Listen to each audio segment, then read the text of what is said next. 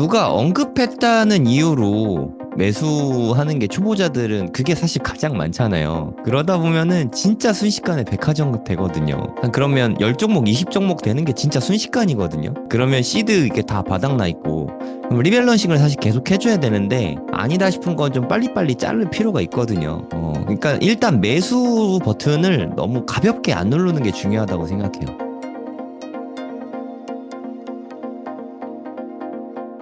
아, 이게 세 달에 16만 9천 원 맞아요, 웅달님? 네, 맞습니다. 3개월 다 해서 어, 이렇게 4개 강의에 16만 9천 원. 아닙니다. 요거에 한 곱하기 3.5 정도는 준비가 되어 있습니다. 그리고 어마어마한 분들이 강의를 하십니다. 이렇게 네. 다 해서 16만 9천 원인 거죠? 네, 맞습니다. 지금 와, 강의 진짜 숫자로 치면 한 대박이네. 12강 정도가 되는 것 같아요. 그쵸. 한 12강에 16만 15,000원 9천 정도 원. 되는 거죠, 한 강의? 그니까요. 그러니까 15,000원이면 네, 음. 보통 대학생 과외도 한 5만 원 하는 것 같은데 이런 게 진짜 진정한 혜자인 것 같아요. 네. 네, 안녕하세요. 성정길입니다. 오늘 코수다에 또 데니월드님과 하루님 모셨습니다. 네, 안녕하세요. 네, 안녕하세요. 안녕하세요. 네, 반갑습니다. 요즘에 코스다가 인기를 점점 더해가고 있더라고요. 네, 많은 어, 분들이 기대하고 있는 것 같고, 재밌게 전혀 다르네요. 봐주시더라고요.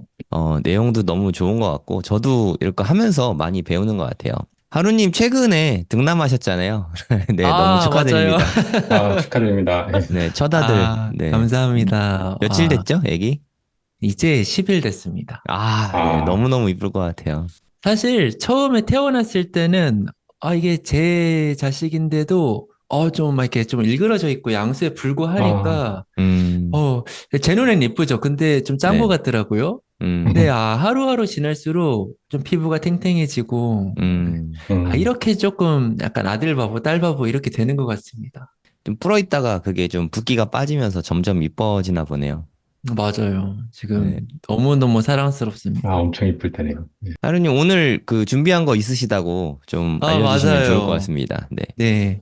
사실 제가 이 우리 코수다에서 파트를 나누진 않았지만 그래도 좀 네. 매매 쪽 이야기를 많이 하고 싶어 했는데 요즘 좀 최근에 많이 못한 것 같아서 약간 준비를 해봤습니다. 오늘은 약간 한번 투자 마인드셋 이야기를 좀 해보려고 합니다. 이 투자의 정답은 저는 없다고 생각합니다. 그러니까 매매 방법도 뭐 수익 난 사람들 제 주변에 뭐 많이 있는데 다 붙잡고 모여가지고 얘기해보면은 방법이 다 다르거든요. 그래서 이 투자에서 돈을 버는 방법은 정말 많지만 그 중에서 이거는 하지 말아라라는 거는 신기하게 좀 공통 분모가 있더라고요.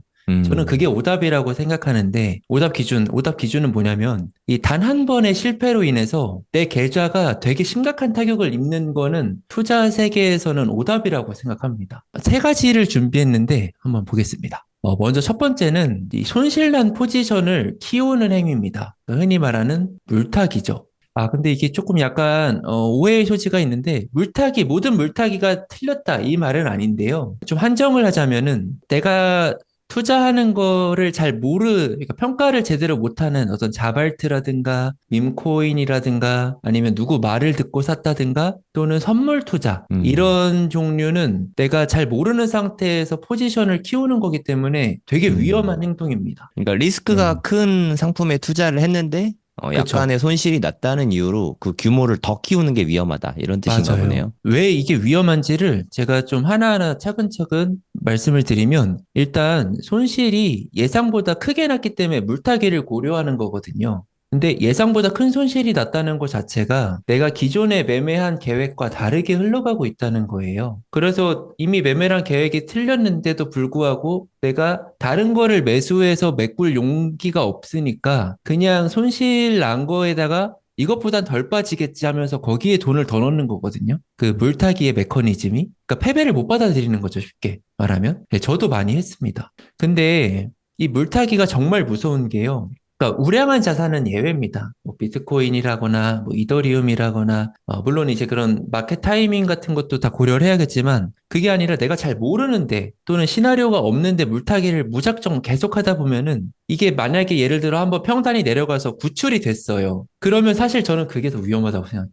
왜냐면 그게 습관이 되면은 구출이 되는 게 습관이 되면은 1%, 2% 하락만 해도 습관적으로 물타기가 들어가거든요. 매매를 좀 많이 하시는 분들은. 근데 이제 그게 어떤 대세 하락장이 나오면은 나의 그 투자 원금은 계속 키우는행이기 때문에 이 마이너스가 엄청나게 커지게 됩니다.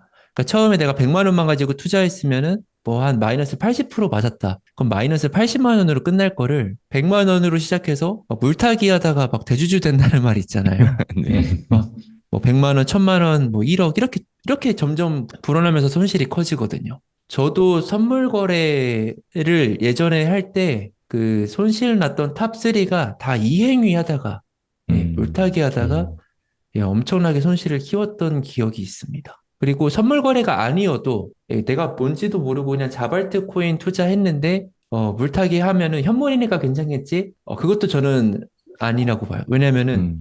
이 기약 없는 물림이 될 수 있거든요. 언제 빠져나올지 모릅니다. 그래서 1번은 이걸로 정했습니다. 아주 좋은 말씀인 것 같아요. 그러니까 물타기를 할 때는 늘 좀 원칙이 더 중요한 맞아요. 것 같아요. 뭐 네. 예를 들어서 비트코인 같은 거는 뭐 바이 더 딥해도 충분히 괜찮은 자산이라고 생각을 하는데 예를 들어 100위권 밖에 있는 코인 같은 거를 물타기를 한다. 그건 진짜 너무너무 위험한 것 같거든요. 진짜 위험해요. 보통 좀 되게 크게 물타기 하시는 분들은 많이 성공했기 때문에 크게 하는 거라서 그게 결국 이제 나중에 불씨가 되는 경우가 많습니다. 두 번째는 과도한 레버리지입니다. 이게 사실 나는 돈이 별로 없으니까 이거 레버리지 써야 돼라고 해서 잘 되는 경우도 덜어 있긴 합니다. 네. 뭐 소수지만 있긴 합니다. 근데 이 과도한 레버리지를 통해서 한 번에 큰 돈을 버신 분들은 계속 그 뒤로도 레버리지를 과도하게 쓰거든요. 결국 그 한 번의 실패가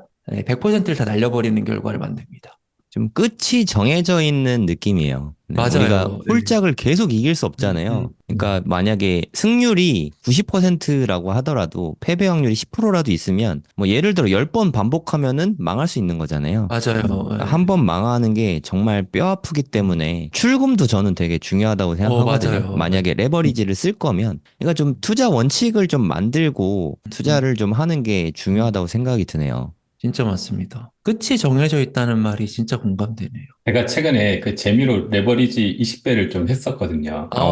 네. 이게 그냥 신생 거래소인데 공짜로 몇 개를 줘야 한 뭐 10개 정도? USDT를? 아, 그러니까 네네. 한 100개까지 해가지고 100USDT니까 그냥 재미로 좀 했어요. 했더니 결과는 처참합니다. 그래서 아, 제가 한 10번 해가지고 9번까지 이겼어요. 와, 오.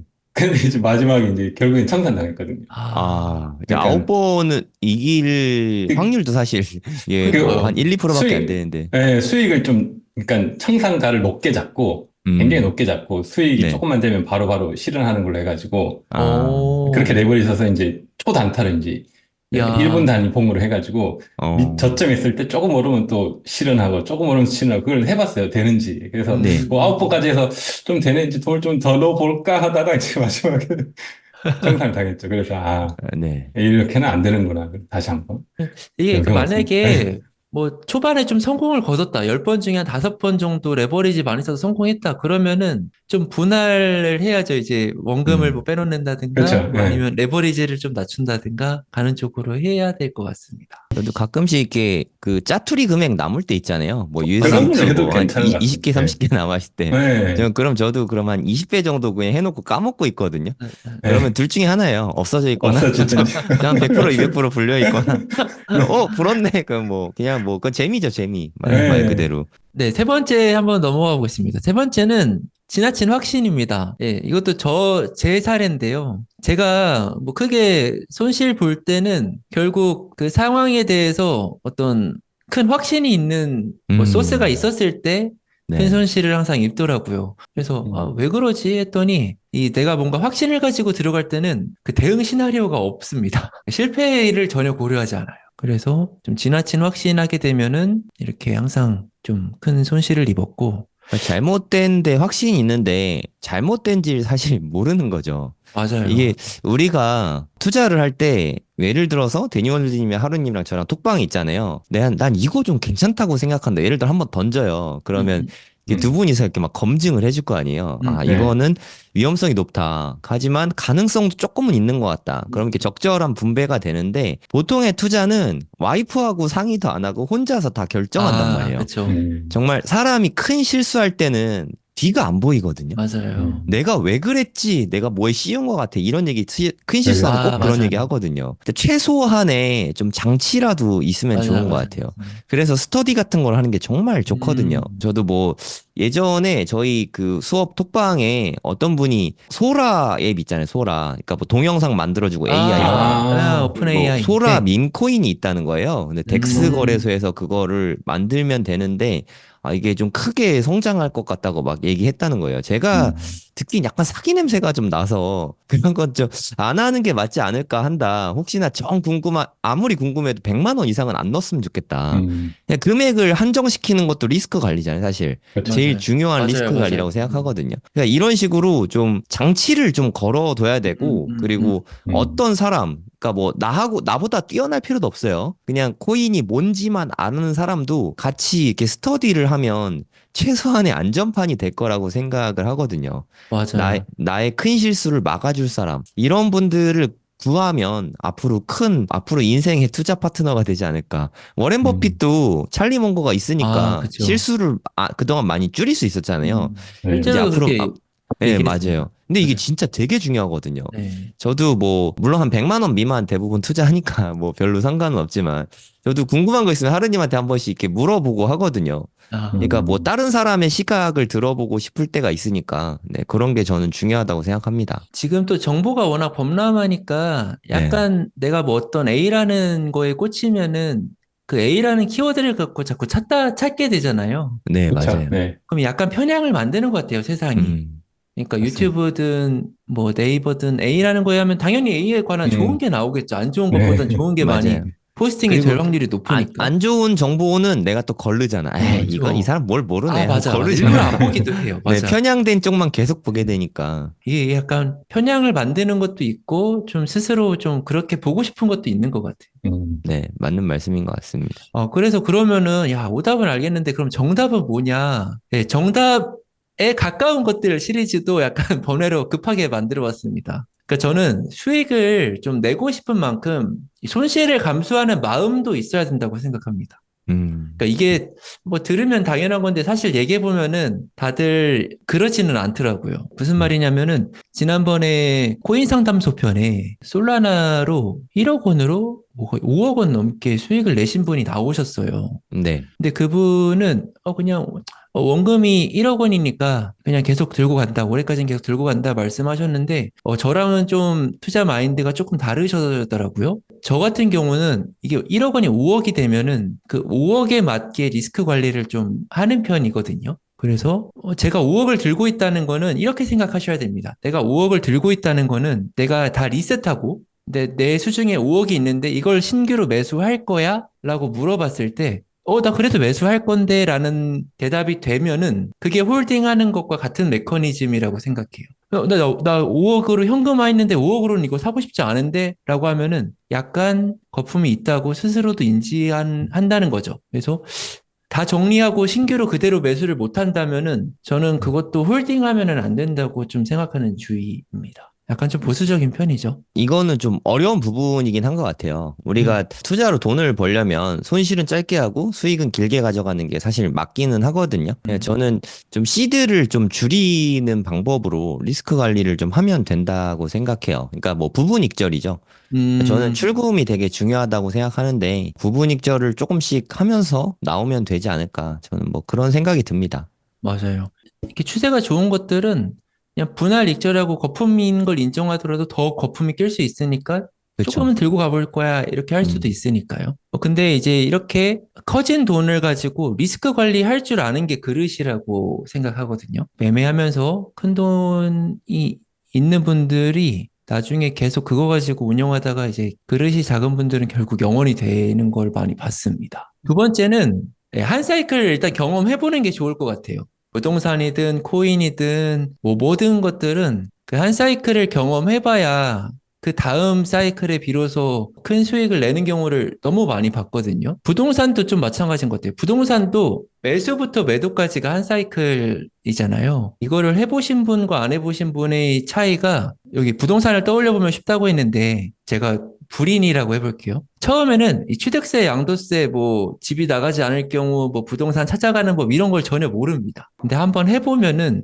이런 것들을 매수할 때부터 다 고려해가지고 매수를 하거든요. 그래서 약간 부동산에 비유를 했는데 코인도 마찬가지입니다. 반감기 기준으로 사이클을 겪어보신 거랑 안 겪어보신 게 차이가 있고 안 겪어보셨다면은 지금 저희 그 지난 영상을 보셔서 그 반감기 기준으로 비교한 영상을 찾아보시면 굉장히 도움이 많이 됩니다. 네, 마지막은 제가 조리원에서 최근에 있으면서 이거 팬이 엄청 많더라고요. 저는 사실 야구는 전혀 몰랐는데 이건 재밌더라고요. 근데 요 분이 요 박찬이라는 분이 아마추어인데 이제 이 김성근 감독이 키워가지고 여기서 이제 프로로 이제 보내는 장면입니다. 오, 마지막 대박. 장면인 거죠. 그래서 이제 선물을 줄 때 요 야구공에다가 뭐라고 적어주셨냐면은 이렇게 적어주셨어요. 항상 왜 그런지 생각해보고 거기서 답을 찾으라고. 네, 전 이거 보면서 이거 매매랑 진짜 비슷하다.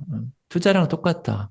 남들이 막 좋다는 거 다 막 무조건 하지 말고 남들이 좋은 건데 진짜 좋은 거 맞아? 직접 검증하는 게 저는 가장 중요하다고 생각합니다. Do your own research. 맞아요. DIY. 핵심인 것 같습니다. 네, 네. 맞아요.